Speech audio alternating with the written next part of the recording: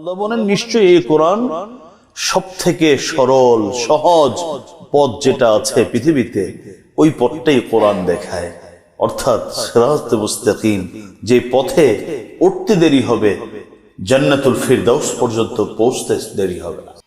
এই জন্য যে ব্যক্তি কোরআন যত বেশি তেলাওয়াত করবে, যত বেশি শ্রবণ করবে, কোরআন অনুযায়ী নিজের জীবন যত বেশি গড়ার চেষ্টা করবে, আল্লাহ রাব্বুল আলামিন তার অন্তর থেকে ব্যাধি রোগগুলো তত বেশি সরিয়ে দিবেন।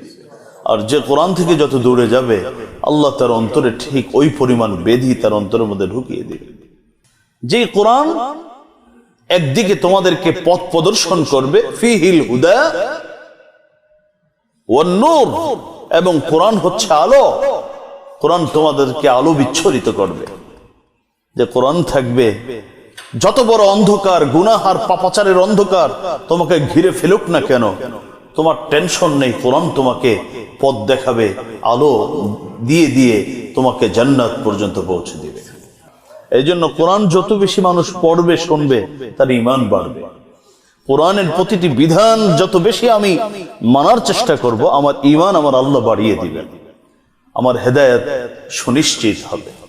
ধৈর্যশীল মানুষগুলো হলো ওই সৌভাগ্যবান ব্যক্তি যাদেরকে আল্লাহ ক্ষমা প্রদান করেছেন এবং যাদেরকে আল্লাহ হেদায়েত দান করে ফেলেছেন। যারা ধৈর্য ধারণ করে, আল্লাহর সিদ্ধান্তকে সন্তুষ্ট চিত্তে মেনে নেয়, ওই মানুষগুলোর জীবনের গুনাহও আল্লাহ মাফ করবেন। প্রতিটি ধৈর্যের বিনিময়ে আল্লাহ কি করবেন? গুনাহ মাফ করবেন। আর দ্বিতীয় পুরস্কার হলো আল্লাহ তাকে হেদায়েতের উপর রাখবেন।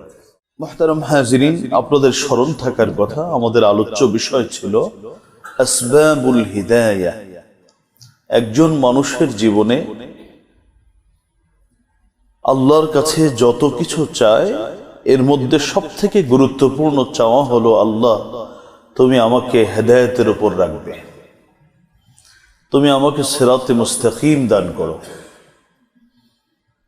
এটা সবথেকে যে গুরুত্বপূর্ণ দোয়া, এটা খুব বেশি ব্যাখ্যা করার প্রয়োজন নেই।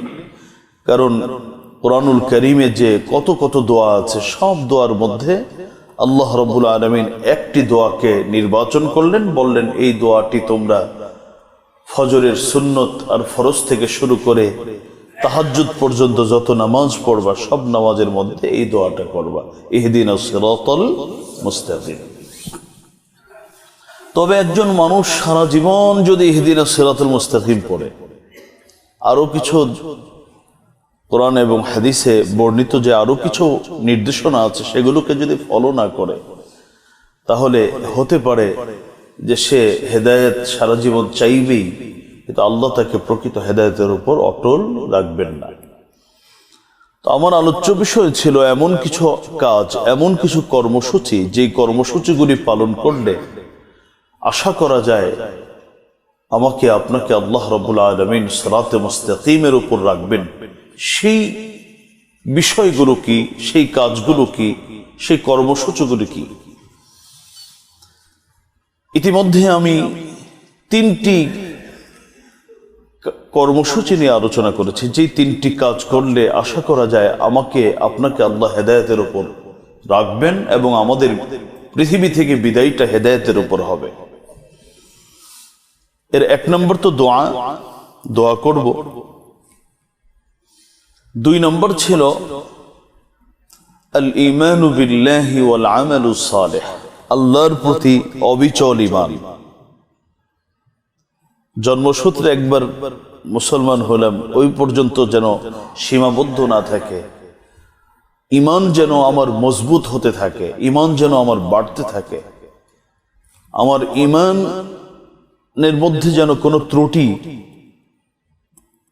কোনোভাবে ঢুকতে না পারে।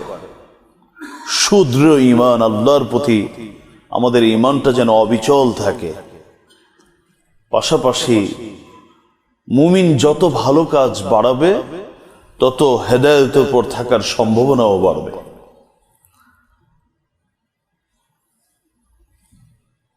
তাহলে হেদায়েত পাওয়ার জন্য যেভাবে আল্লাহর কাছে চাইতে হবে, ঠিক এর পাশাপাশি আমাদেরকে আরো 2টি কর্মসূচি দেওয়া হলো। 1 নম্বর হলো আল্লাহর প্রতি ঈমান, আমাদেরকে সুদৃঢ় ঈমান রাখতে হবে, স্বচ্ছ ঈমান রাখতে হবে, কোনো ভেজালযুক্ত ঈমান দিয়ে হেদায়েতের উপর থাকা যাবে না। আর 3 নম্বর হলো আল আমালুস সালেহ, ভালো কাজ আমাদেরকে অধিক হারে করতে হবে। ভালো কাজ কি?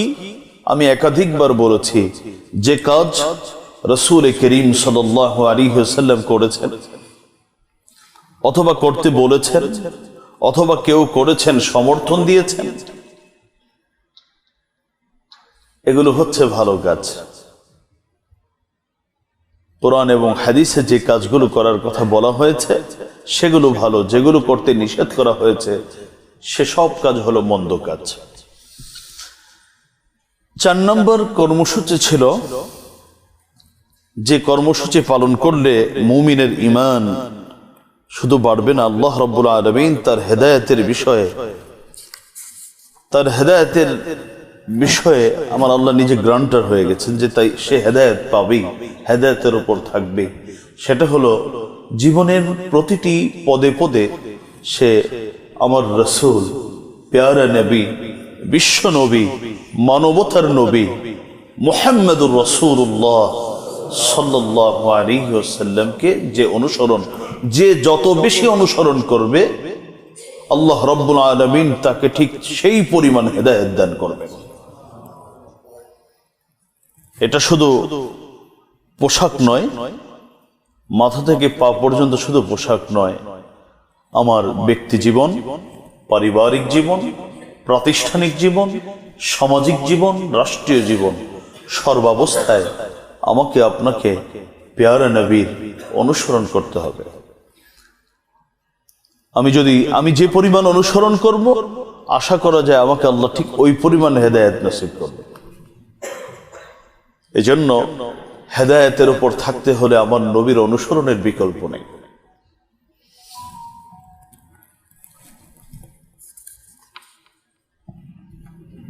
5 নম্বর কর্মসূচি হলো তিলাওয়াতে কোরআন, কোরআন তিলাওয়াত করা এবং কোরআনের যে বিধিবিধান আছে, কোরআনে বর্ণিত যত আদেশ নিষেধ আছে সেগুলোকে মানার চেষ্টা করা। যে ব্যক্তি কোরআন বেশি তেলাওয়াত করবে আমার আল্লাহ তাকে হেদায়েতের উপর রাখবেন। যে ব্যক্তি কোরআনের বর্ণিত আদেশ নিষেধগুলো নিজের জীবনে সবচেয়ে বেশি বাস্তবায়ন করার চেষ্টা করবে, যে যতটুকু চেষ্টা করবে আল্লাহ তাকে অতটুকু হেদায়েতের উপর রাখবে। আসুন এ বিষয়ে আল্লাহর কোরআন কি বলছে, নবীর হাদিস কি বলছে শুনি। কুরআনুল কারীম সূরাতুল ইসরা 9 এবং 10 আয়াত আল্লাহ বলেন, ইন্না হাযাল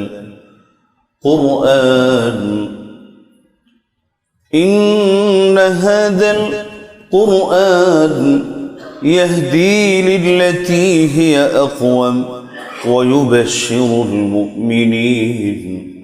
ويبشر المؤمنين الذين يعملون الصالحات أن لهم أجرا كبيرا وأن الذين لا يؤمنون بالآخرة أعتدنا لهم عذابا أليما।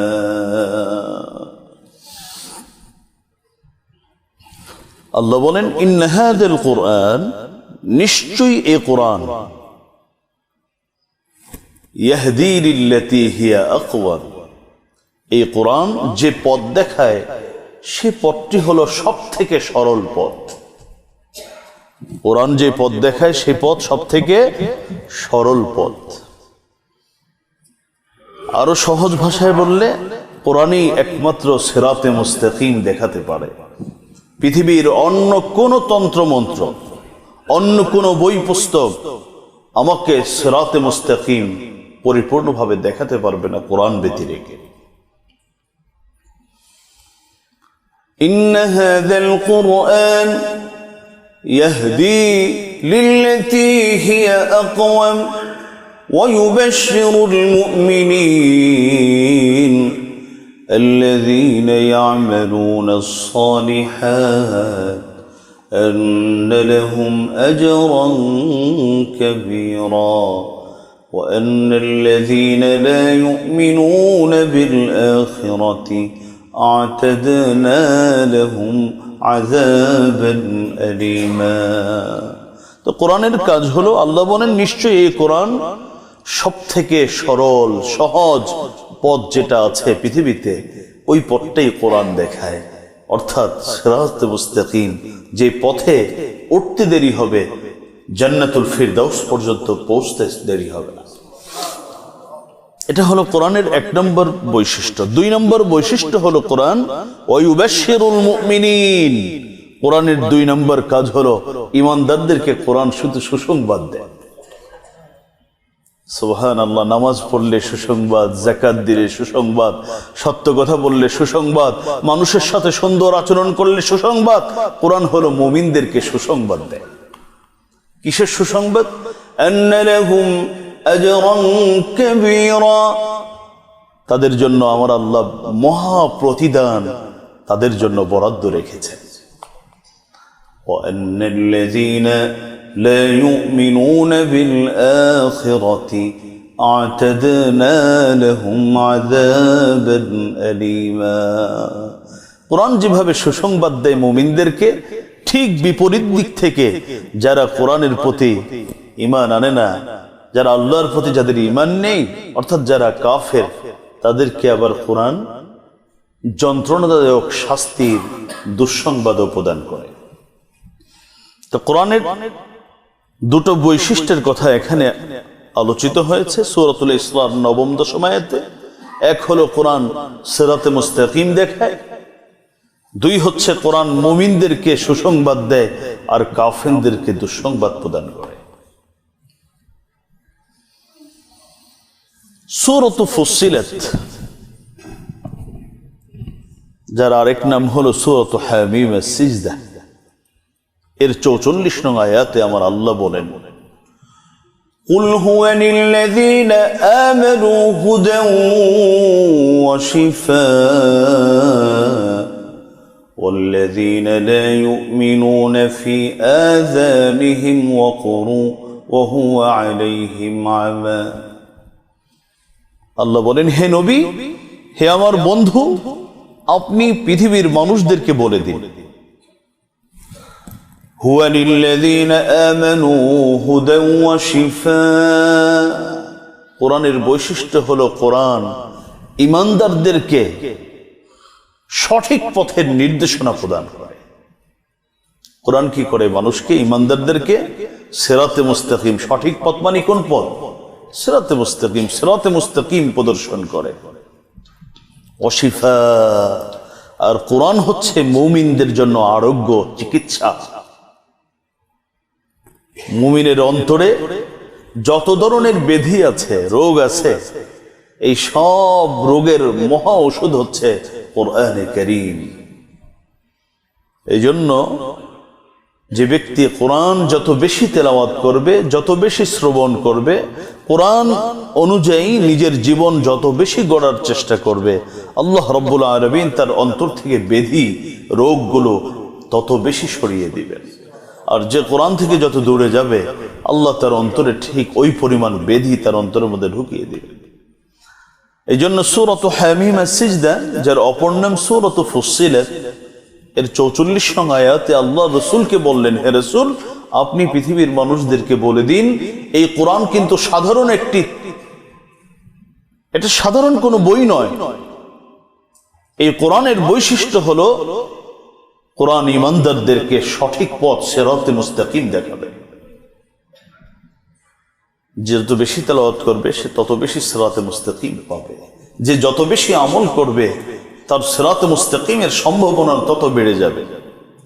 আর হলো এই কোরআন হচ্ছে শিফা, সকল রোগের মহা ঔষধ এটা।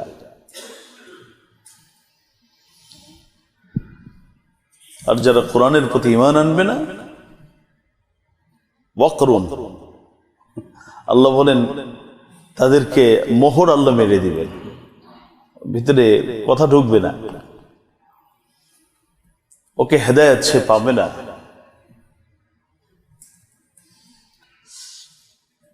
আসুন হাদিস শরীফে আল্লাহর রাসূল কুরআন সম্পর্কে কি বলেছেন।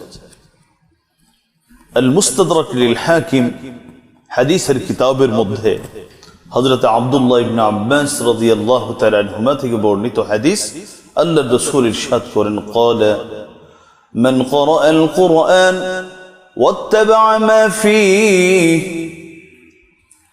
হাদাহু আল্লাহু মিনাদ দালালা ووقاه يوم القيامة سوء الحساب। যে ব্যক্তি কোরআন পড়বে, মান ক্বারাআল কুরআন, যে ব্যক্তি কোরআন পড়বে, ওয়াত্তাবা মা ফীহি, এবং কোরআনে আমার আল্লাহ যা আদেশ এবং নিষেধ করেছেন যে ব্যক্তি সেটা মানবে, সেটা অনুসরণ করবে, হাদাহু আল্লাহু মিনাদ দালালা, হাদাহুল্লাহু মিনাদ দালালা, আল্লাহ তাকে পথভ্রষ্টতা থেকে, পথ হারানো থেকে আমার আল্লাহ নিজে রক্ষা করবেন, তাকে সঠিক পথ আমার আল্লাহ প্রদর্শন করবে। যে কোরআন পড়বে এবং কোরআনের কথা মানবে। শুধু তাই নয়, আরেকটা সুসংবাদ হলো ওয়াকাহু ইয়াউমাল কিয়ামাতি সুআল হিসাব, কিয়ামত দিবসে হিসাবের সময় তাকে পাকড়াও হওয়ার ক্ষেত্রে আমার আল্লাহ পাকড়াও হওয়া থেকে রক্ষা করবে। যে ব্যক্তি কোরআন বেশি বেশি পড়বে এবং কোরআন অনুযায়ী জীবন গঠন করার চেষ্টা করবে, আল্লাহ রাব্বুল ইজ্জত ওয়াল জালাল তাকে কিয়ামত দিবসে শুধু সিরাতে মুস্তাকিম দান করবেন তা নয়, কারণ সিরাতে মুস্তাকিমের পুরস্কারই হলো আল্লাহ রাব্বুল আলামিন বিচার দিবসে বিচার থেকে আমাকে রেহাই দিবেন। এর মানেই হলো আমার মৃত্যুকে সহজ করবেন, এর মানেই হলো আমার কবরের জীবনকে শান্তিময় করবেন, এর মানেই হলো হাসরের মাঠে আমার সবকিছুকে আমার আল্লাহ নিজ দায়িত্বে এগুলো গ্রহণ করে আমার জন্য আমাকে সাহায্য করবেন। সিরাতে মুস্তাকিমের মানেই হলো আমার জন্য আমার আল্লাহ জান্নাত বরাদ্দ রেখেছেন। এটাই হলো সিরাতে মুস্তাকিম। পরবর্তী হাদিস সহিহ মুসলিম শরীফের হাদিস, হাদিসের বর্ণনাকারী হযরত যায়েদ ইবনে আরকাম রাদিয়াল্লাহু তাআলা। হযরত যায়েদ ইবনে আরকাম বলেন, ক্বালা রাসূলুল্লাহ সাল্লাল্লাহু আলাইহি ওয়াসাল্লাম, ক্বালা রাসূলুল্লাহ সাল্লাল্লাহু আলাইহি ওয়াসাল্লাম, আইয়ুহান নাস ইন্নামা আনা বাশারুন। নবীজি বললেন, হে মানব সকল, ইন্নামা আনা বাশারুন, আমি একজন মানুষ, রক্তে মাংসে আমি একজন মানুষ। ইন্নামা আনা বাশার ইউশিকু আন ইয়াতিয়া রাসূলু রাব্বি ফাউজিব, অচিরেই খুব অল্প সময়ের ব্যবধানেই আমার কাছে আমার রবের পক্ষ থেকে একজন দূত আসবে, আমাকে ডাক দিবে, আমি তার ডাকে সাড়া দিব। মুহাদ্দিসিনে কেরাম রবের দূত দ্বারা এখানে উদ্দেশ্য নিয়েছেন মালাকুল মাউত। নবীজি বুঝানোর চেষ্টা করলেন, পৃথিবীতে আমি খুব বেশি সময় আর বেঁচে থাকবো না, খুব অল্প সময়ের ব্যবধানে আমার কাছে মালাকুল মাউত আসবে, আমার কাছে এসে বলবে, আপনি থাকলে চাইলে থাকতেও পারেন, চাইলে যেতেও পারেন, কোনটা গ্রহণ করবেন?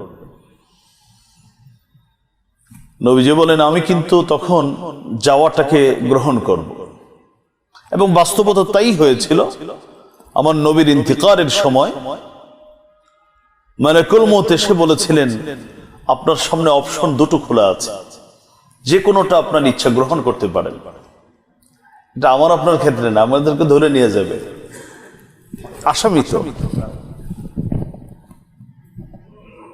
চয়েস আপনার, কোনটা গ্রহণ করবেন? চাইলে আরো কিছুদিন এখানে থাকতে পারেন, আরামায়েশ করতে পারেন, চাইলে বন্ধুর সান্নিধ্যেও যেতে পারেন। নবীজি সঙ্গে সঙ্গে মহান আল্লাহ রাব্বুল আলামিনের সান্নিধ্যকে গ্রহণ করে নিলেন, তিনি চলে গেলেন। তো সেই কথার দিকে ইঙ্গিত করেই মৃত্যুর বেশ কিছু আগে সাহাবীদেরকে বলছিলেন, অচিরেই আমার কাছে আমার রবের পক্ষ থেকে একজন ফেরেশতা আসবে, মালাকুল মউত আসবে, আমাকে যখন ডাক দিবে আমি তার ডাকে কিন্তু সাড়া দিব। وأنا تارك فيكم كتاب الله وأنا تارك فيكم كتاب الله فيه الهدى والنور।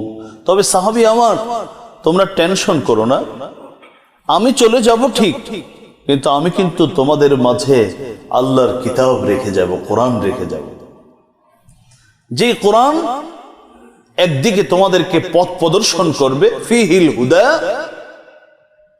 ওয়ান নূর, এবং কোরআন হচ্ছে আলো, কোরআন তোমাদেরকে আলো বিচ্ছরিত করবে। যে কোরআন থাকবে, যত বড় অন্ধকার, গুনাহ আর পাপাচারের অন্ধকার তোমাকে ঘিরে ফেলুক না কেন, তোমার টেনশন নেই, কোরআন তোমাকে পথ দেখাবে, আলো দিয়ে দিয়ে তোমাকে জান্নাত পর্যন্ত পৌঁছে দিবে। فخذوا بكتاب الله واستمسكوا به। নবী বললেন, সুতরাং তোমরা আমার মৃত্যুর পরে ডান বামে যেও না, তোমরা কোরআনকে খুব মজবুত ভাবে ধরবে, এটাকে ছাড়বে না, কারণ কোরআন যদি ধরে রাখো তাহলে তোমরা পথভ্রষ্ট হবে না। সহিহ মুসলিম শরীফের হাদিস, এই হাদিস পরিষ্কার সুস্পষ্ট ভাবে হেদায়েতের উপর থাকার মানদণ্ড রেখে গেলেন, যে কোরআন আগে একটা গেল নবীজির সুন্নাহ, নবীর আনুগত্য, আর এখানে আসলো কোরআন। তার মানে এই দুটাই হলো পৃথিবীর মানুষের সিরাতে মুস্তাকিমের উপর থাকার একমাত্র মাপকাঠি, একমাত্র মানদণ্ড। যখন কোরআন সুন্নাহ থেকে আমি কেন, কাবার খতিবও যদি এখান থেকে সরে যায়, তাহলে দিন শেষে কাবার ইমামতি করতে পারবে, বাইতুল্লাহর ইমামতি করতে পারবে, কিন্তু সিরাতে মুস্তাকিমে থাকতে পারবে না। একজন দিন মজুর,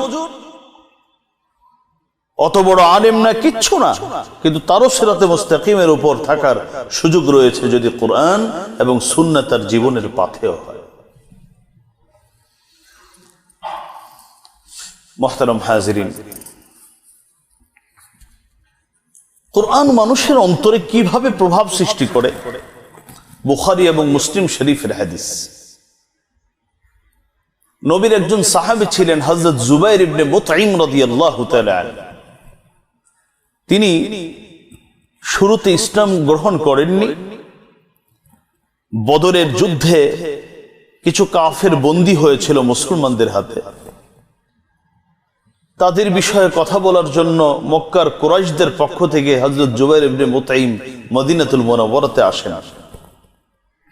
যখন আসলেন, বড় হাদিস সংক্ষেপে বলছি, এসে দেখেন পেয়ারা নবী বিশ্ব নবীর ইমামতিতে সাহাবায়ে কেরাম সালাতুল মাগরিব আদায় করছেন। ২৭ নম্বর পারার একটা সূরা আছে, সূরাতুত তুর, ওয়াত-তুর ওয়া কিতাবিম মাসতুর। এই সূরার তেলাওয়াত আমার নবী তেলাওয়াত করছেন মাগরিবের নামাজে, সাহাবায়ে কেরাম তেলাওয়াত খুব মনোযোগ সহকারে শুনছেন। সূরাতুত তুরের ৩৫, ৩৬ এবং ৩৭ এই তিনটি আয়াত যখন তেলাওয়াত হলো,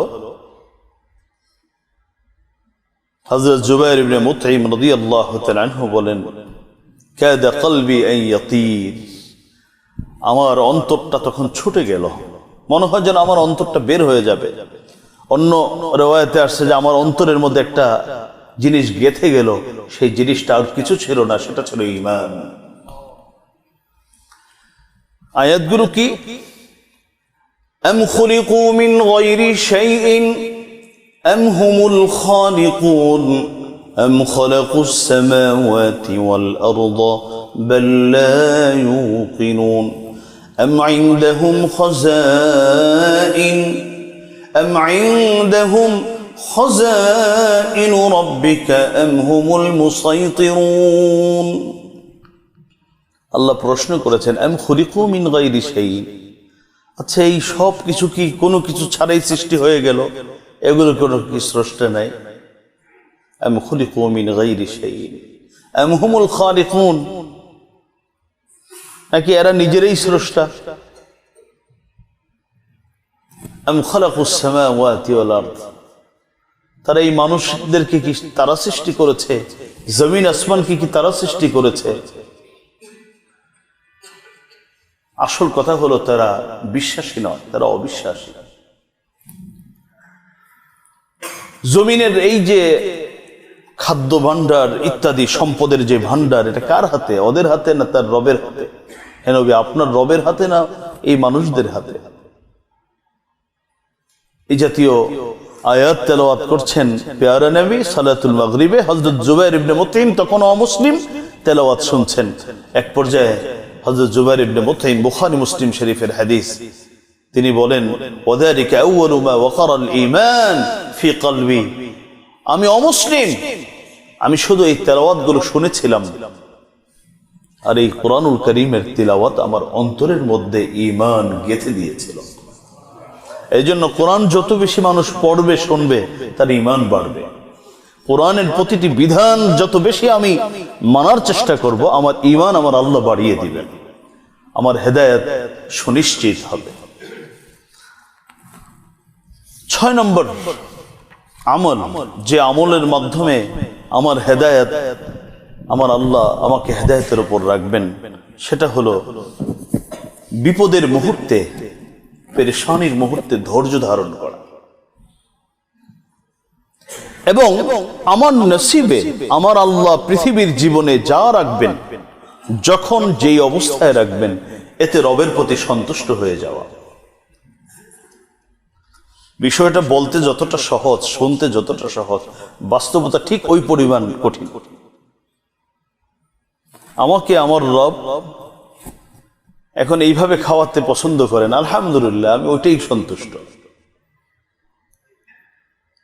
আমার ব্যবসায়ী অবস্থা, শারীরিক অবস্থা, পারিবারিক অবস্থা আল্লাহ এটা দিয়েছেন, আলহামদুলিল্লাহ, আমি এটাকেই মেনে নিলাম। আমার রবের প্রতি কোনো শিকায়ত, অভিযোগ নেই। আর অভিযোগ দিবই বা কেমন করে? হাত দুইটা আল্লাহ দিচ্ছেন, না দিলেই বা কি করতাম? মিছিল মিটিং করার কোনো সুযোগ ছিল?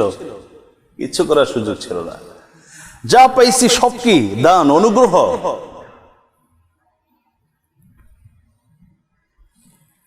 তো যখন আমার রব আমাকে যে অবস্থায় রাখবেন, হতে পারে কোনো মানুষের কারণে আমি বাহ্যিকভাবে তার কারণে আমি ক্ষতিগ্রস্ত হয়েছি, কিন্তু আমার আল্লাহর প্রতি সন্তুষ্ট হয়ে যায়। আল্লাহ তুমি হয়তো এর মধ্যে কোনো কল্যাণ রেখেছ, আমি এর প্রতি সন্তুষ্ট। এভাবে যদি কেউ ধৈর্য ধারণ করতে পারে এবং আল্লাহর প্রতিটি সিদ্ধান্তের প্রতি যদি কোনো মানুষ সন্তুষ্ট হয়ে যেতে পারে, তাহলে আল্লাহ রাব্বুল আলামিন তাকে হেদায়েতের উপর রাখবেন বলে ঘোষণা দিয়েছেন। কুরআনুল কারীম সূরাতুল বাকারাহ 156 এবং 57 আল্লাহ বলেন, আল্লাযীনা ইযা আসাবাতহুম মুসীবাহ ক্বালু ইন্না লিল্লাহি ওয়া ইন্না ইলাইহি রাজিউন উলাইকা আলাইহিম সালাওয়াতুম মির রাব্বিহিম ওয়া রাহমাহ ওয়া উলাইকা হুমুল মুহতাদুন। আল্লাহ বলেন, যারা বিপদের মুহূর্তে ধৈর্য ধারণ করে, মুসিবতে তাকে আল্লাহর প্রতি অভিযোগকারী বানায় না, মুসিবতে সে ধৈর্য ধারণ করে এবং বলে ইন্না লিল্লাহি ওয়া ইন্না ইলাইহি রাজিউন। কি বলে? ইন্না লিল্লাহি, আমার সম্পদ নষ্ট হয়েছে, ব্যবসা একটু ক্ষতি হয়েছে, আমার পদ ওরা কেড়ে নিয়েছে, তো কি হয়েছে? ইন্না লিল্লাহি, আমরা সব তো আল্লাহর। আজকে এটা চলে গেছে, একদিন তো আমি সহ চলে যাব। ইন্না ইলাইহি রাজিউন, সব আমরা চলে যাব। যে আমারটা নিয়েছে সেও যাবে, আমিও যাব। সমস্যা কি? ওখানেই বিচার হবে। ইন্না লিল্লাহি ওয়া ইন্না ইলাইহি রাজিউন। এটা তো আমরা শুধু মানুষ মারা গেলে এই দোয়াটা পড়ি। আসলে এই দোয়াটা শুধু মানুষ মারা গেলে না, যে কোনো দুঃসংবাদ শুনলে ইন্না লিল্লাহ, খারাপ সংবাদ আসছে, আমরা কি পড়বো? ইন্না লিল্লাহ। উলাইকা আলাইহিম সালাওয়াতুম মির রাব্বিহিম ওয়া রাহমাহ ওয়া উলাইকা হুমুল মুহতাদুন। আল্লাহ বলেন এরাই হলো ওই সকল ব্যক্তি, ধৈর্যশীল মানুষগুলো হলো ওই সৌভাগ্যবান ব্যক্তি যাদেরকে আল্লাহ ক্ষমা প্রদান করেছেন এবং যাদেরকে আল্লাহ হেদায়েত দান করে ফেলেছেন। যারা ধৈর্য ধারণ করে আল্লাহর সিদ্ধান্তকে সন্তুষ্ট চিত্তে মেনে নেয়, ওই মানুষগুলোর জীবনের গুনাহও আল্লাহ মাফ করবেন। প্রতিটি ধৈর্যের বিনিময়ে আল্লাহ কি করবেন? গুনাহ মাফ করবেন। আর দ্বিতীয় পুরস্কার হলো আল্লাহ তাকে হেদায়েতের উপর রাখবেন। মুহতারাম হাজরিন, কোন মানুষ যদি ধৈর্য ধরতে পারে, আল্লাহ রাব্বুল আলামিন তাকে যে হেদায়েত দান করেন, এ মর্মে আপনাদেরকে একটি নির্ভরযোগ্য একটি ঘটনা আপনাদেরকে শোনাই। নবীর যুগে সাহাবীদের যুগ ঘটনা। নবীর একজন সাহাবী ছিলেন যার নাম ছিল আব্দুল্লাহ, তার উপাধি ছিল যুল বিজাদাইন। বিজাদ শব্দের অর্থ হলো মোটা চাদর। যুল বিজাদাইন মানে হলো দুই চাদরওয়ালা, যার দুইটা চাদর আছে। অনেক বড় ঘটনা। এই আব্দুল্লাহ যুল বিজাদাইন, যার আগের নাম ছিল আব্দুল উজ্জা। মক্কার মুশরিকরা যাদের পূজা করতে, এর মধ্যে তাদের একটা মূর্তি ছিল উজ্জা। আমরা যেমন বলি আব্দুল্লাহ আল্লাহর বান্দা, আব্দুর রহমান রহমানের গোলাম, তখন তারা বলতো উজ্জার গোলাম। তার নাম দিয়েছিল নাউযুবিল্লাহ আব্দুল উজ্জা। ছোটবেলায় ইয়েতিম হয়ে গেলেন, বাবা নাই, সম্পদ সম্পদ কিচ্ছু নাই।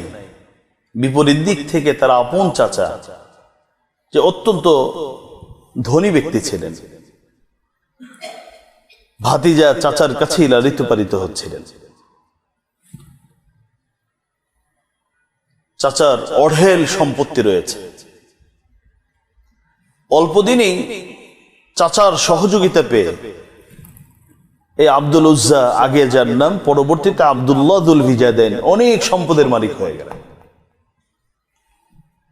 মদিনায় বসবাস করতেন।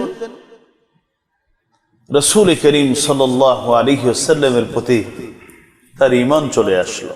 তিনি বুঝতে পারলেন যে তিনিই হলেন আখিরি নবী, তিনিই হলেন সত্য নবী, তিনিই হলেন মানবতার নবী মুহাম্মদুর রাসূলুল্লাহ সাল্লাল্লাহু আলাইহি ওয়াসাল্লাম। কিন্তু উনি নিজেই অনেকটা পরগাছার মতো থাকেন হলো চাচার অধীনে। আর চাচা হলো মুহাম্মদুর রাসূলুল্লাহর যারা বিরুদ্ধাচরণ যারা বেশি করতে, এর মধ্যে একজন। যদি বলে যে আমি মুহাম্মদের প্রতি ঈমান আনছি, তাহলে সব ছাড়তে হবে। চাচার ভালোবাসা, চাচার যে অনুগ্রহ, সব হয়তো চাচা উঠিয়ে নেবেন। তো উনি অপেক্ষা করতেছেন যে চাচা ঈমান আনবে কবে, চাচার সাথে আমিও আনবো। চাচার কপালে ঈমান নাই, হেদায়েত নাই। যখন মক্কা বিজয় হয়ে গেল, নবীজি মক্কাতে আর বসবাস করলেন না, মদিনাতুল মুনাওয়ারায় চলে আসলেন। তো ভাতিজা চাচার কাছে গিয়ে বললেন, চাচা যান, বহুদিন যাবত একটি সত্য কথা ভিতরে গোপন রেখেছিলাম, কিন্তু আজকে আপনার কাছে প্রকাশ করতে চাই। চাচা বললেন, কি সে সত্য কথাটা? কি সত্য কথা? হলো আমি তো মুহাম্মদুর রাসূলুল্লাহ সাল্লাল্লাহু আলাইহি ওয়াসাল্লাম যে সত্য নবী, এই বিশ্বাস আমার ভিতরে অনেকদিন আগে থেকেই ছিল। অপেক্ষায় ছিলাম আপনি কবে প্রকাশ করবেন, ওদিন আমি করব। কিন্তু মনে হচ্ছে আপনার কপালে এই হেদায়েত নাই। তো আমি এই পৃথিবীর এই চূড়ান্ত সত্য কথাটি আজকে আপনার সামনে এবং এরপরেই প্যারা নবী মুহাম্মদুর রাসূলুল্লাহর কাছে প্রকাশ করতে চাই।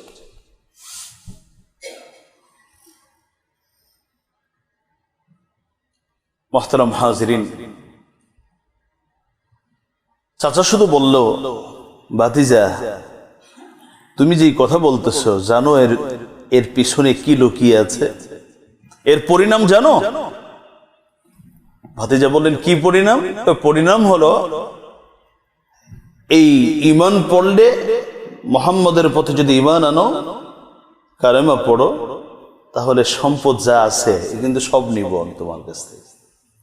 ভাতিজা বললেন, সম্পদ নিয়ে যাবেন, ইন্না লিল্লাহি ওয়া ইন্না ইলাইহি রাজিউন, সমস্যা নেই। এখন সম্পদ নেবেন, কয়দিন পর আমিও তো যাব। এরপরে বললেন, এরপরের পরিণাম জানো? না, এরপরের পরিণাম হলো আমার যেই পরিচয়, আমার শেল্টারেই তুমি তো এত কিছু করতেছো, আমি কিন্তু আমার শেল্টার উঠাই নেব তোমার কাছ থেকে। আচ্ছা, তা মেনে নিলাম, আর কি ধৈর্য ধারণ করতে হবে? সর্বশেষ তোমার শরীরের মধ্যে যে পোশাকটা রয়েছে সেটাও আমার অনুগ্রহে কেনা, এই পোশাক দুটো আমি কিন্তু এখনই তোমার কাছ থেকে ছিনিয়ে নিব।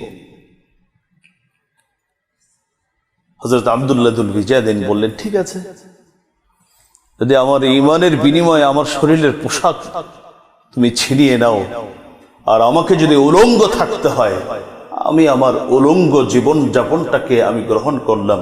আমি ঈমান আর কতদিন লুকিয়ে রাখবো? আমার ঈমান আমি প্রকাশ করব।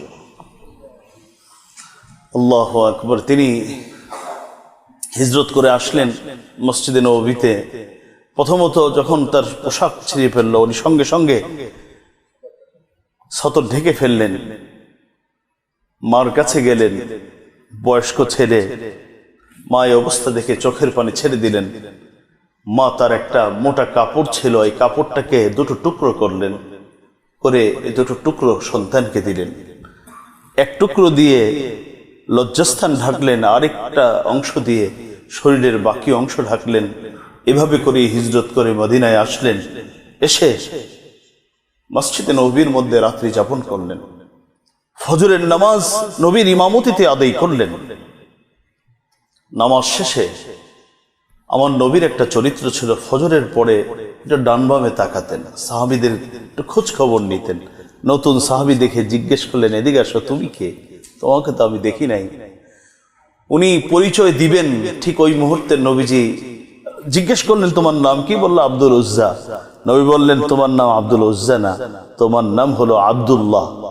আর যেহেতু দুইটা চাদর আছে, এই জন্য তোমার নাম হলো দুল বিজায়দাইন, আব্দুল্লাহ দুল বিজায়দাইন। তিনি বললেন, ইয়া রাসূলুল্লাহ, আমি কিচ্ছু আনতে পারি নাই, আমি শুধু আমার ঈমানটা আনছি, সব ছেড়ে আসছি ঈমানের জন্য। এই সবর আমি করেছি, আমার বিনিময় কি? নবীজি বললেন, তুমি আমার মোহাব্বত পাবে এবং জান্নাত পাবে তুমি। মুহতারাম হাজিরিন, সবর, জীবনের অনেক কিছু হারাতে হবে, কিন্তু যার মধ্যে সবর থাকবে ওই ব্যক্তিকে আমার আল্লাহ হেদায়েত নসিব করবেন। হেদায়েতের জন্য, হেদায়েতে থাকার জন্য আরেকটি গুরুত্বপূর্ণ কর্মসূচি, অত্যন্ত গুরুত্বপূর্ণ, সেটা হলো as-suhbatus সালিহা, ভালো মানুষের সান্নিধ্য। আজকে এই বিষয়ে কথা শুরু করলে অনেক লম্বা হয়ে যাবে। এমনি বৃষ্টি, মানুষ দাঁড়াতে পারছেন না, আমি আলোচনা আজকে দীর্ঘায়িত করব না। সুহবাতুস সালেহ, ভালো সান্নিধ্য মানুষকে কিভাবে সিরাতে মুস্তাকিম নসিব করে। আমি আশা রাখবো আপনাদের কাছে, আপনাদের প্রত্যেকের সন্তান যেন এখানে চলে আসে, যে একজন ভালো সান্নিধ্য, একটা ভালো বন্ধু আমার জীবনে কি পরিমাণ প্রভাব সৃষ্টি করতে পারে। আল্লাহ আমাকে তৌফিক দিলে এই বিষয়ের উপর আগামী জুমাতে কথা হবে। আজকে যতটুকু আলোচনা হলো, আল্লাহ আমাকে আপনাকে সকলকে বুঝার তৌফিক দান করেন, আমল করার তৌফিক দান করেন। আমিন ওয়া আখিরু দাওয়ানা আনিল হামদুলিল্লাহ।